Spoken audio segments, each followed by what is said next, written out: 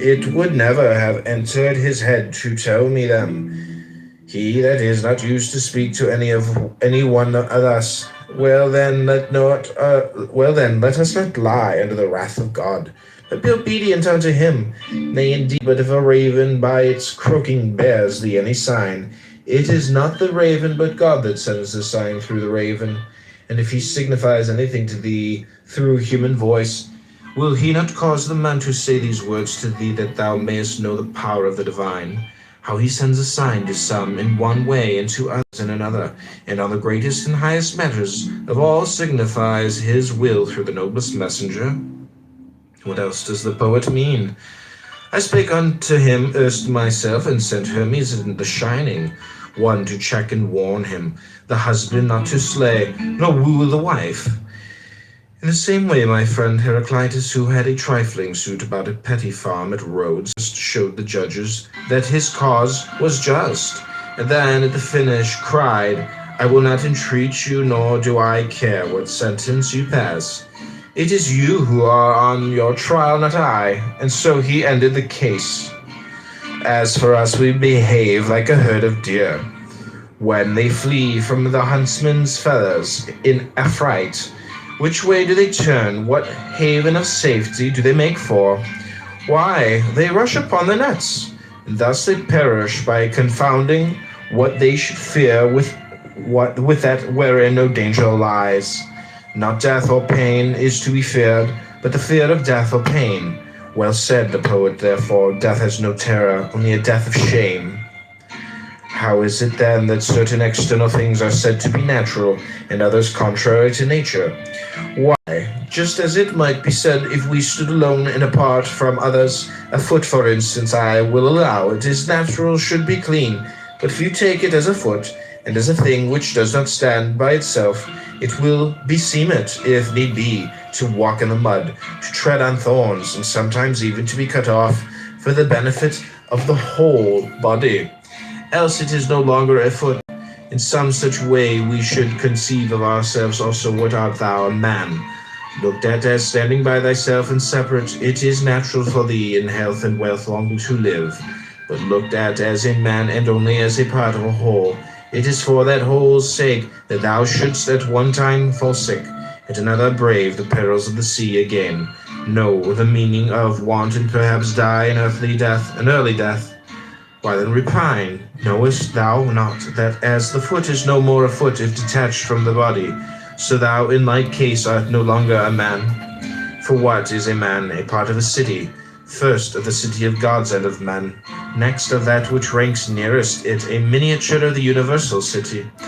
In such a body, in such a world enveloping us, among lives like these, such things must happen to one or another. Thy part then being there is to speak of these things as is meet, and to order them as befits the matter.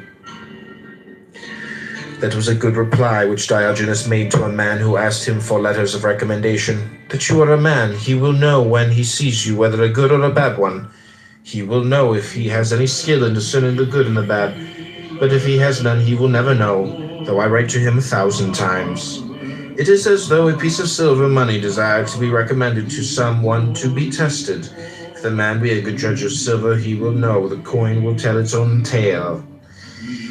Even as the traveler asks his way of him that he meets, inclined in no wise to bear to the right rather than to the left, for he desires only the way leading whither he would go, so should we come unto God as to a guide, even as we use our eyes without admonishing them, to show us some things rather than others, but content to receive the images of such things as they present unto us. But as it is, we stand anxiously watching the victim, and with the voice of supplication call upon the augur, Master, have mercy on me, vouchsafe unto me a way of escape. Slave, would you then have aught else than what is best? Is there anything better than what is God's good pleasure? Why, as far as in you lies, would you corrupt your judge and lead your counselor astray? God is beneficent, but the good also is beneficent. It should seem then that where the real nature of God is, there too is to be found the real nature of the good. What then is the real nature of God? Intelligence, knowledge, right, reason. Here then, without more ado, seek the real nature of the good. Show surely thou dost not seek it in a plant or in an animal that reasoneth not.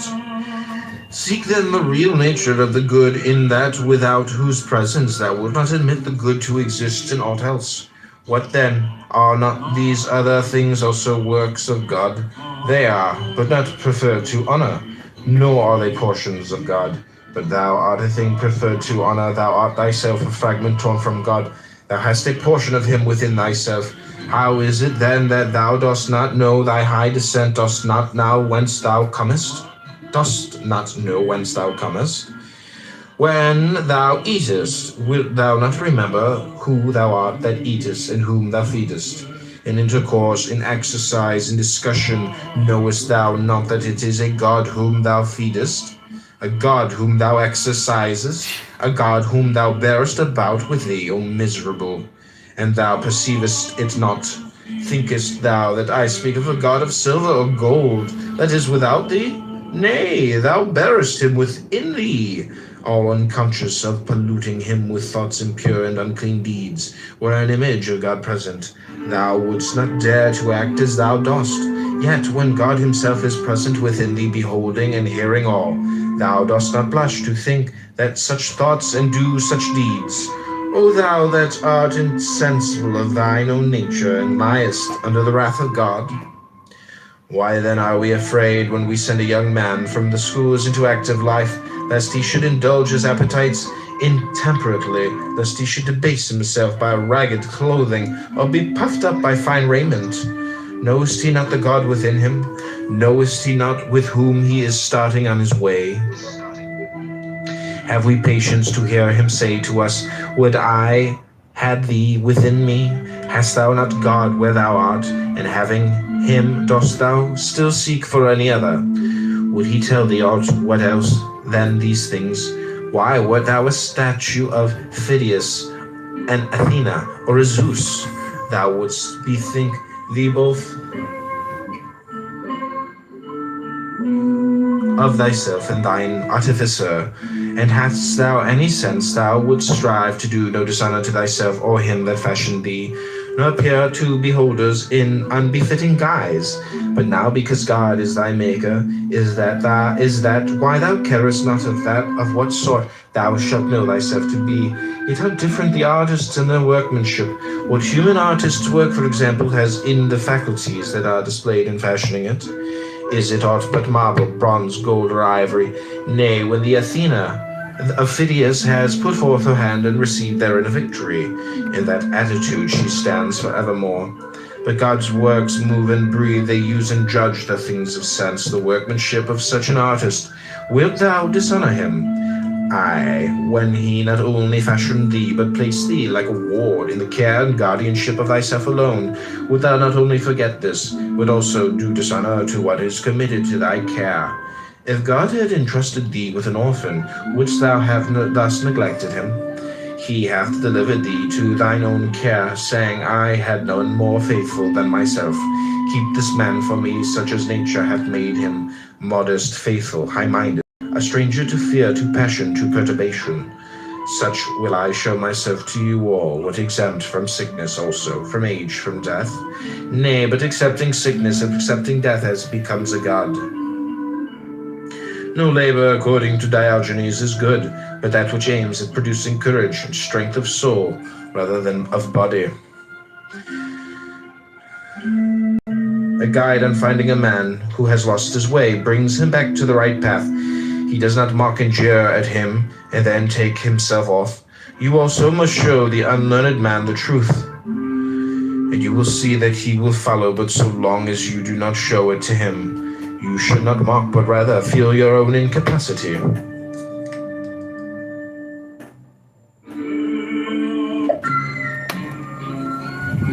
It was the first and most striking characteristic of Socrates never to become heated in discourse, never to utter an injurious or insulting word. On the contrary, he persistently bore insult from others, and thus put an end to the fray.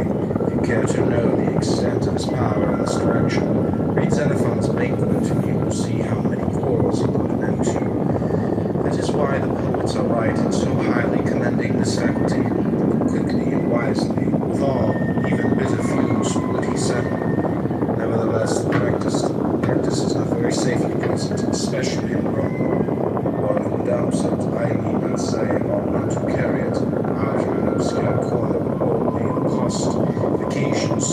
some personage of rank or wealth. Can you tell me, sir, to whose care you entrust your horses? I can. Is it to the first comer who knows nothing about them? Certainly not. Well, what of the man who takes care of your gold, your silver, or your raiment? He must be experienced also.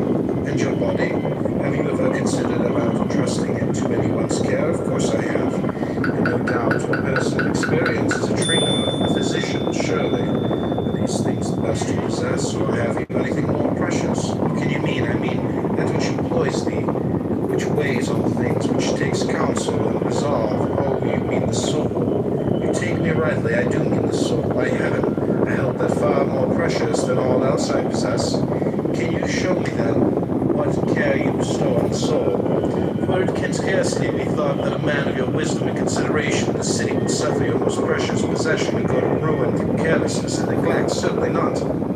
Well, do you take care of it yourself? Did anyone teach you the right method, or did you discover it yourself?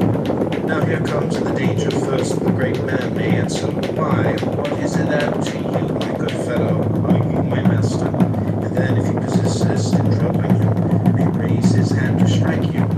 It is a practice in which I was myself a warm admirer until such experiences as these befell me.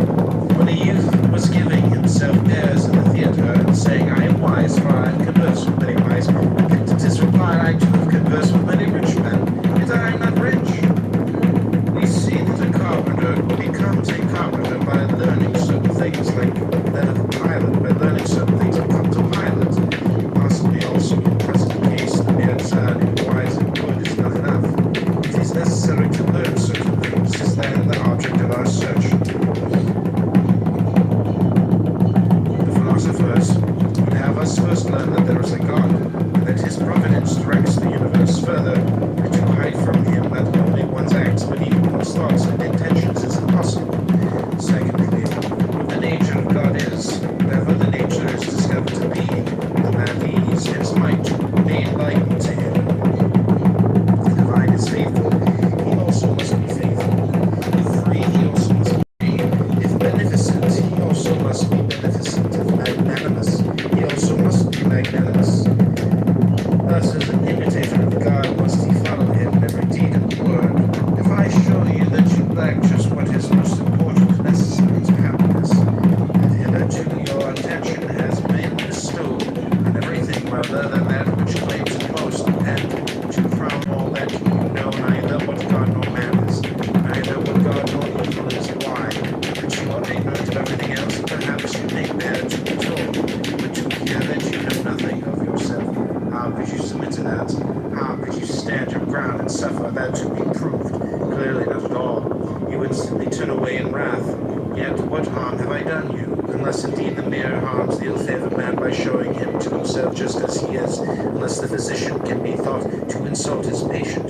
When do you suppose there is nothing new? Why, you have a feet, eat nothing today, and drink only water. Yet no one says what an insufferable man. Your desires are inflamed, your instinct action are weak and low, your aims are inconsistent, your impulses are not in harmony with nature, your opinions are rash and false. He forthwith goes away and complains that you have insulted him. Their way of life resembles a fair. The flock to birds are passed along to be sold, and the greater part of the crowd to buy and sell. But there are some few who come only to look at the fair, to inquire how and why it is being held, upon what authority and with what object. So too, in this great fair of life, some, like the captain, trouble themselves about nothing but the thought. Now all of you who are busied about land, slaves, and public posts, that there are nothing but fodder. Some few things are attending the fair, love to contemplate what the world is, what he that administers it. Can there be no administrator? Is it possible that while neither city nor household could endure even for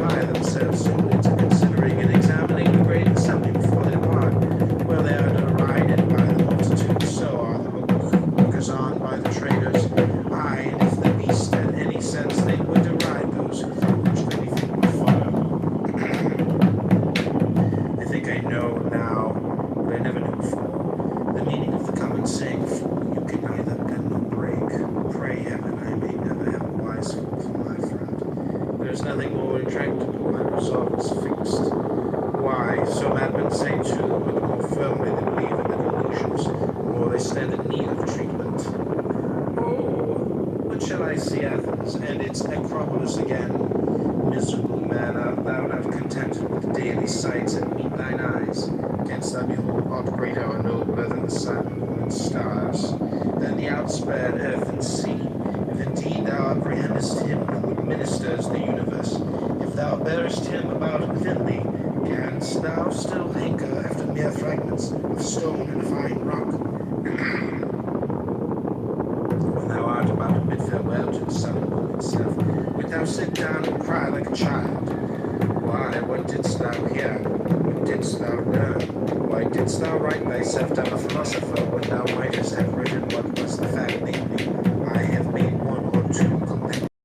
I have read some works of Chrysippus, and I have not even touched the hand of philosophy's remarkable work. Friend, everyone does not grasp that it is to make them freedom, tranquility, and greatness of soul lift up thy throne. Lift up thy head, as one escaped from slavery, dare to look up to God and say, dear, with me henceforth as thou wilt. I am of one mind. I am thine, I refuse nothing that seemeth good to thee. Be done whether thou wilt. Clothe me in what gown thou pleasest. Wilt thou have me a ruler or a subject, at home or an exile, poor or rich? All these things will I justify. What's it meant for me? I will show the true nature of each.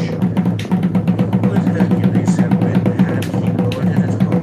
No Hercules, but Eurystheus. And in his wanderings through the world, how many friends and comrades did he find, but nothing dearer to him than God? Wherefore he was believed to be God's son, as indeed he was. So then, in obedience to him, he went about delivering the earth from injustice and lawlessness. But thou art not Hercules, thou sayest, and canst not deliver others from their iniquity, not even Theseus to deliver the soil of Attica from its monsters. Put away thine own, cast forth thence. Thine own mind, that robbers and monsters but fear, desire, envy, malignity, avarice, effeminacy, intemperance, and these may not be cast out except by looking to God alone, by fixing thy affections on him only, and by consecrating thyself to his commands. If thou choosest aught else with sighs and groans, thou wilt be forced to follow in might greater than thine own. And seeking tranquility without, never able to attain unto her, for thou seekest her where she is not to be found, and where she is, there thou seekest her not. If a man would pursue philosophy, his first task is to throw away conceit, for it is impossible for a man to begin to learn what he has a conceit that he already knows. For it is impossible for a man to begin to learn what he has a conceit, that he already knows. Give me but one young man that has come to the school with this intention, who stands forth a champion of this cause, and says, all else I renounce, content if I am but able to pass my life free from hindrance and trouble, to raise my head aloft and face all things as a free man, to look up to heaven and as a friend of God, fearing nothing that may come to pass. Point out such a one to me, that I may say, enter, young man, into possession of that which is thine own. For thy lot is to adorn philosophy. Thine are these possessions, thine these books, these discourses. When our champion has duly exercised himself in this part of the subject, I hope he will come back to me and say, what I desire is to be free from passion and from perturbation, as one who grudges no pains in the pursuit of piety and philosophy. What I desire is to know my duty to the gods, my duty to my parents, to my brothers, to my country, to my strangers. Enter then on the second part of the subject. It is thine also. I have already mastered the second part, only I wish to stand firm and unshaken, as firm when asleep as when awake, as firm when elated as with wine, as in despondency and dejection. Friend, you are verily a God, you cherish great designs.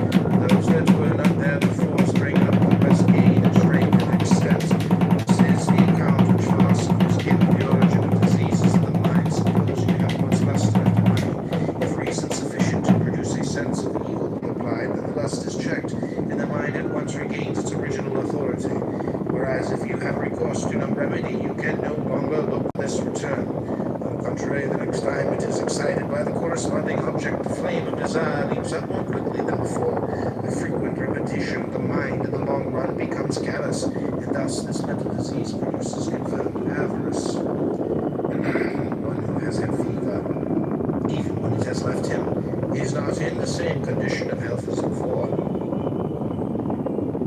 unless indeed his cure is complete.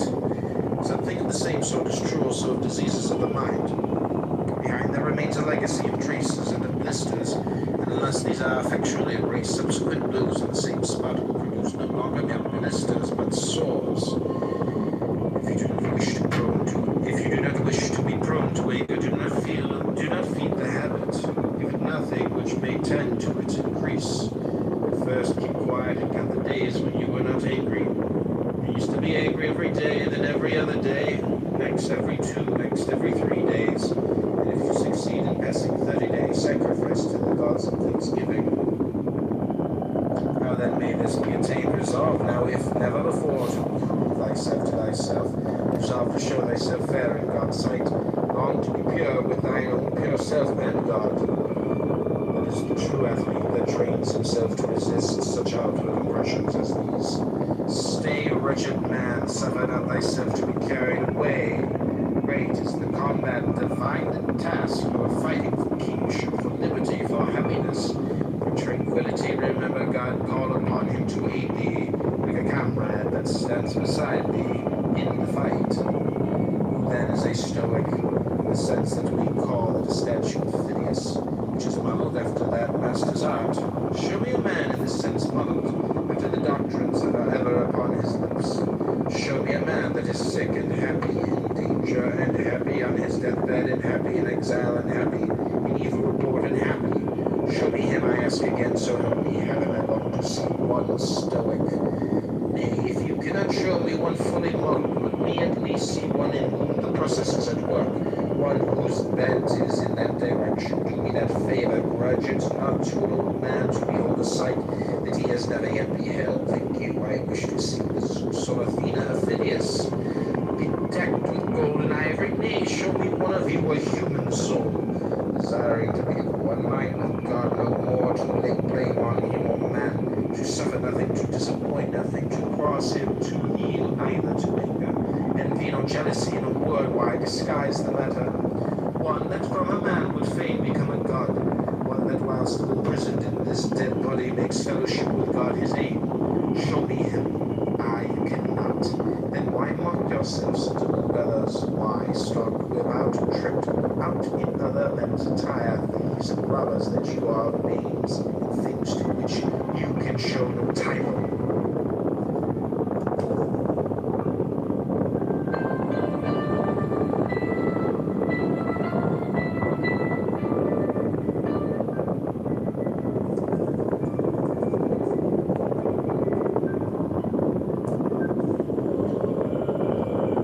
God hath introduced man to be a spectator of himself and of his works, and not a spectator only, but also an interpreter of them. Therefore it is a shame for man to begin and to leave off where the country, rather he should begin there, and leave off where nature leaves off in us, and that is at contemplation and understanding, and a manner of life that is in harmony with yourself. See then that ye die not without being spectators of these things. You journey to Olympia to see the work of Phidias, and each of you holds it a misfortune not to have beheld these things before you die.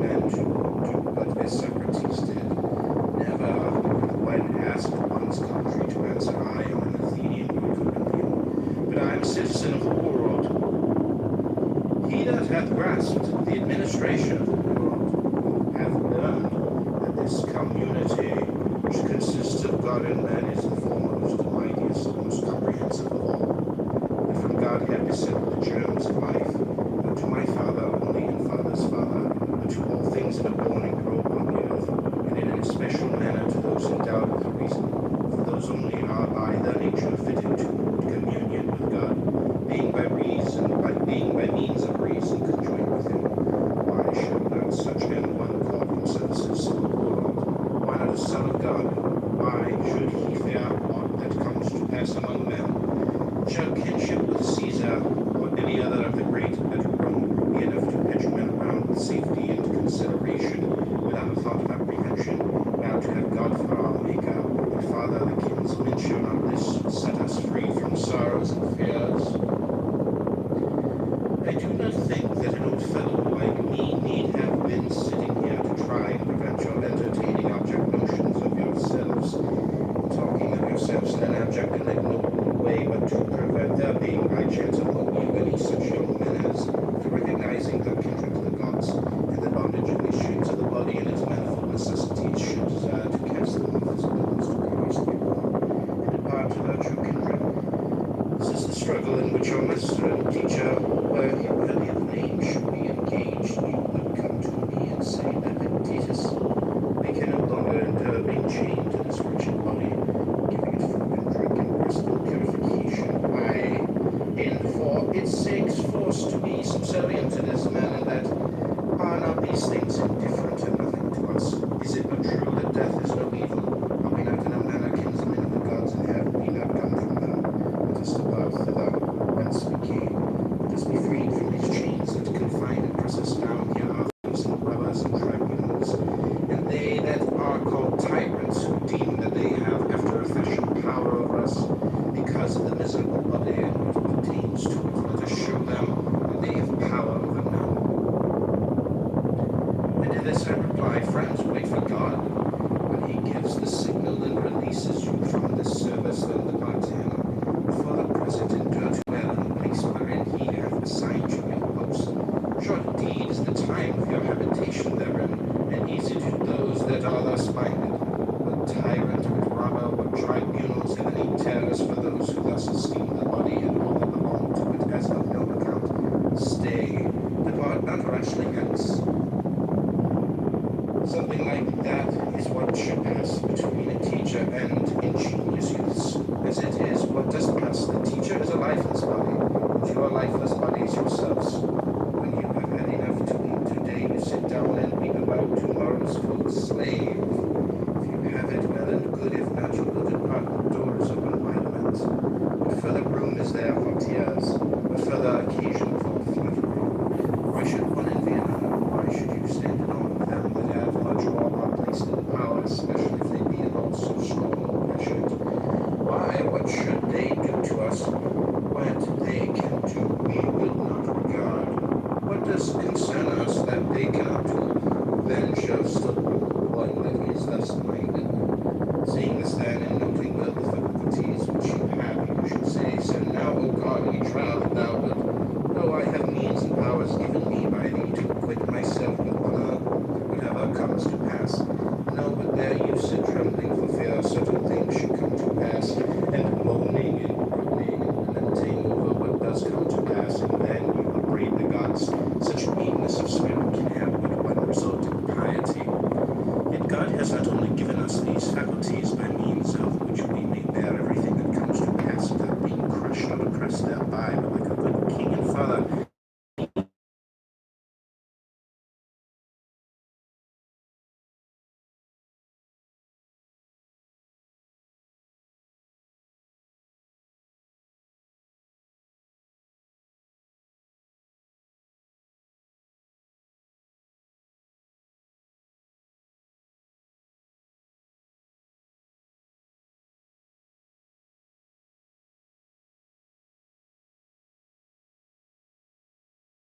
and persist in maintaining what is self-contradictory. Most of us dread mortification of the body, and would spare no pains to escape anything of that kind. But of mortification of the soul we are utterly heedless. With regard, indeed, to the soul of a man is in such a state as to be incapable of following or understanding anything. I grant you, we do think him in a way. What mortification of the sense of shame and modesty, we go so far as to doubt of strength of mind.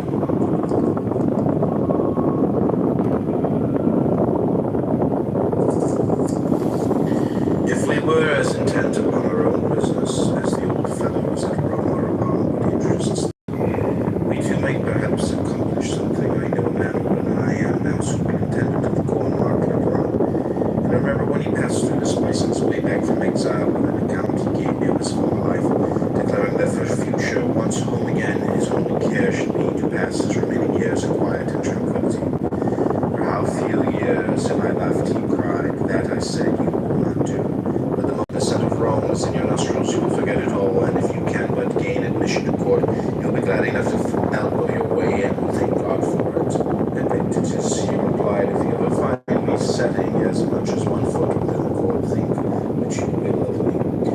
it was, what did he do ere ever he entered the city? He was met by dispatch from the emperor. He took it and forgot the whole of his resolutions.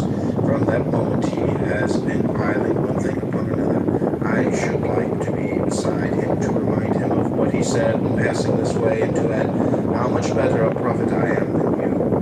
What then do I say? Man is not made for an active life. Far from it, for there is a great difference between other men's occupations and ours. A glance at theirs will make it clear to you. All day long they do nothing but calculate, contrive, consult, how to bring their profit out of foodstuffs, farm plots, and the like. Whereas I entreat you to learn of the administration of worlders, and place it being endowed with reason rules therein, to consider what you are yourself, and wherein your good and evil consists. A man asked me to write to Rome on his behalf, who, as most people thought, had met with misfortune, for having been before wealthy and distinguished, he had afterwards all and was living here. So I wrote about him in a humble style. He, however, on reading the letter, returned it to me with the words, I asked for your help, not for your pity. No evil has happened unto me.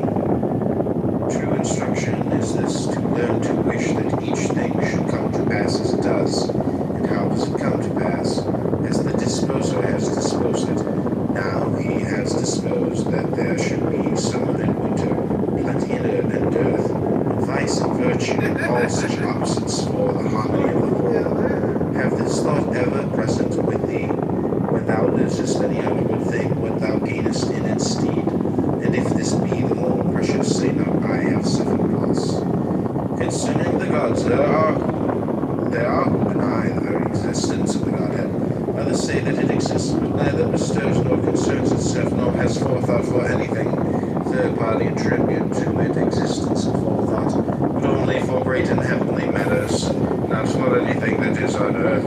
A fourth party admit things on earth as well as in heaven, but only in general, and not with respect to each individual. A fifth of whom were Ulysses and Socrates, are those that cry, I move not without thy knowledge.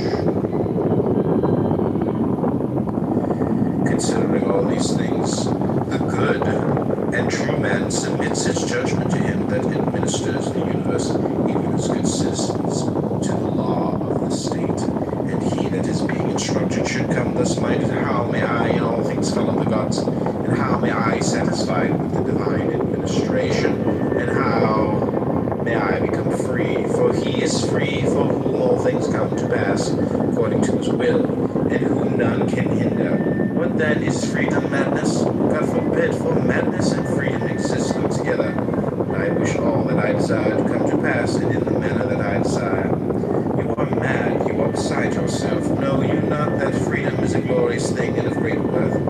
But that what I desired at random, I should wish at random to come to pass, so far from being noble, may well be exceeding base. You must know that it is no easy thing for a principle to become a man's own unless each day he maintained it, and hear it maintained as well as work it out in life. You are impatient and hard to please. If alone you call it solitude, if in the company of men you dub them conspirators and thieves, and find fault with your very parents, children, brothers, and neighbors, whereas when by yourself you should have called it tranquility, freedom, and herein deemed yourself like unto the gods. And when in the company of the many you should not have called it a wearisome crowd and tumult, but an assembly and a tribunal, and thus accepted all with contentment.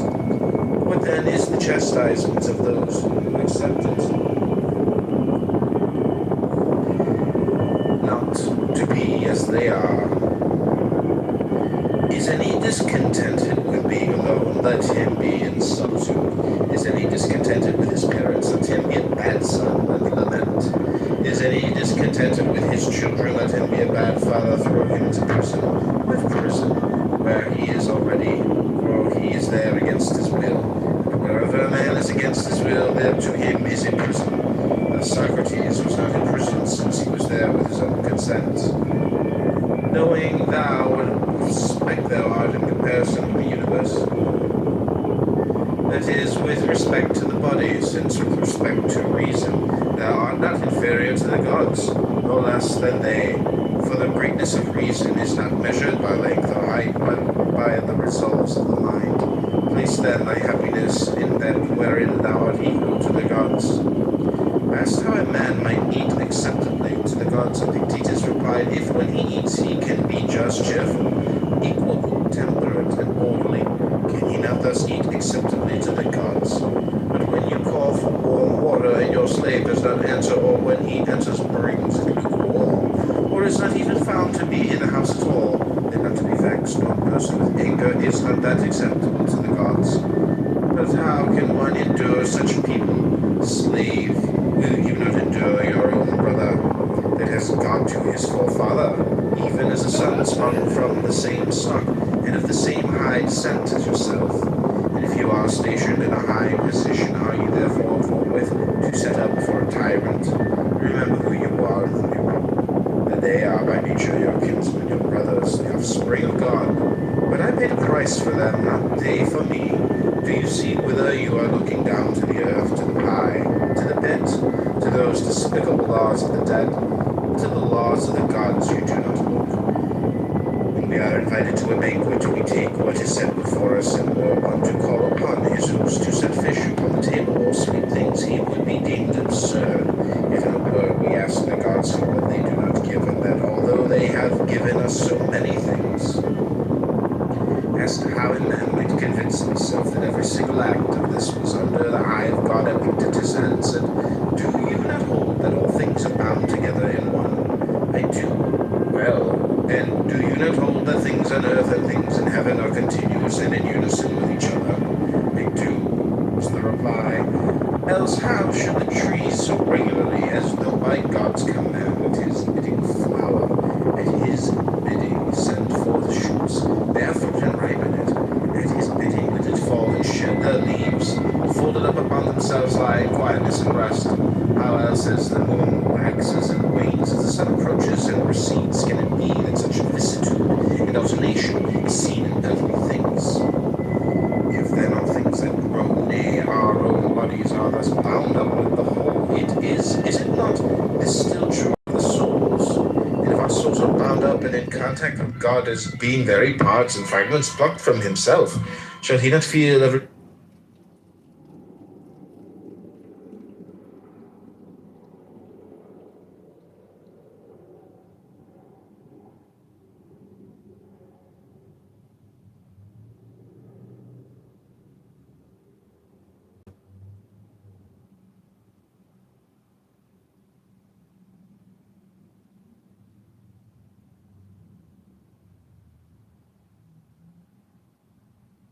All right, here we go.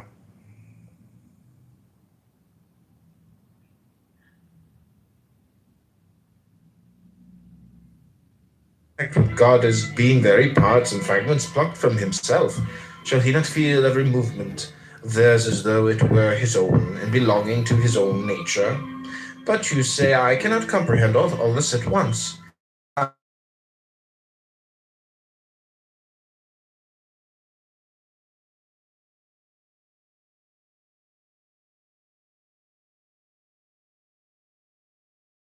Never to disobey, never to arraign or murmur at aught that comes to you from his hand, never unwillingly to do or suffer aught that necessity lays upon you. Is this oath like theirs? I swear to hold no other dearer than Caesar, you to hold our true selves dearer than all else beside. How shall my brother cease to be wroth with me? Bring him to me, and I will tell him, but to thee I have nothing to say about his anger. When one took counsel of Epictetus, saying, what I seek is this, how even though my brother be not reconciled to me, I may still remain as nature would have me to be. He replied, all great things are slow of growth, nay, this is true even of a grape or of a fig. If then you say to me now I desire a fig, I shall answer it needs time. Wait till it first flower, then cast its blossom, then ripen. Whereas when the fruit of the fig tree reaches not maturity suddenly, nor yet in a single hour, do you nevertheless desire so quickly and easily to reap the fruit of the mind man? Nay, expect it not even though I bade you. Epaphroditus had a shoemaker whom he sold as being good for nothing. This fellow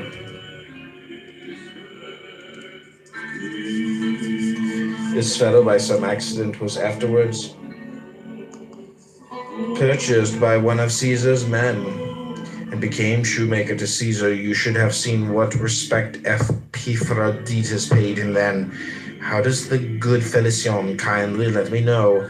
And if any of us inquired, what is Epaphroditus doing? The answer was, he is consulting about so-and-so with Felicion. Had he not sold him as good for nothing, who had in a trice converted him into a wiseacre? This is what comes of holding of importance anything but the things that depend on will. What you shun in doing yourself, attempt not to impose on others. You shun slavery. Beware of enslaving others. If you can endure to do that, one would think you had been once upon a time a slave yourself.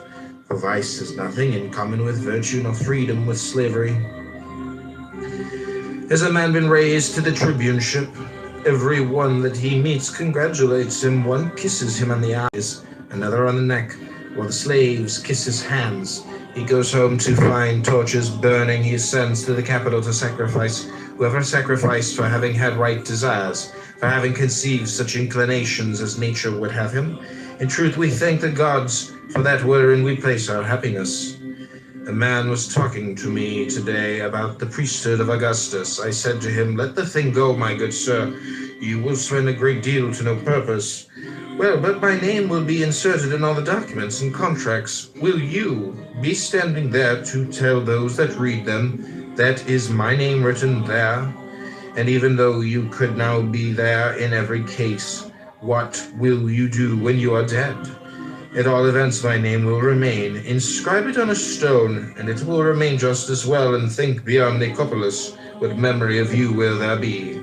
But I shall have a golden wreath to wear. If you must have a wreath, get a wreath of roses and put it on. You will look more elegant. Above all, remember that the door stands open. Be not more fearful than children, but as they, when they weary of the game, cry, I will play no more. Even so, when thou art in the like case, cry, I will play no more and depart. But if thou stayest, make no lamentation. Is there smoke in the room? If it be slight, I remain. If grievous, I quit it. For you must.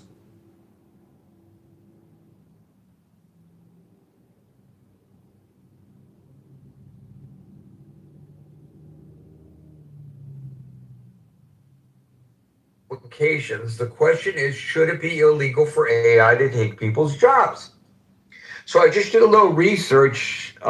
Since the beginning of this decade, there have been hundreds of thousands of people whose jobs have been displaced by AI or robotics.